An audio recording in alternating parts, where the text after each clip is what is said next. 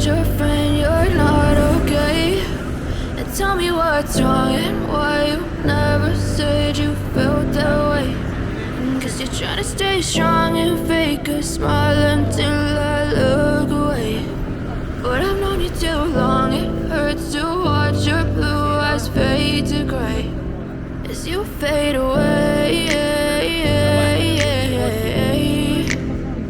as you fade away. You told your friend you're not okay, and tell me what's wrong and why you never said you felt that way. Guess you're trying to stay strong and fake a smile until I look away. But I've known you too long, it hurts to watch your blue eyes fade to gray as you fade away, as you fade away, as you fade away.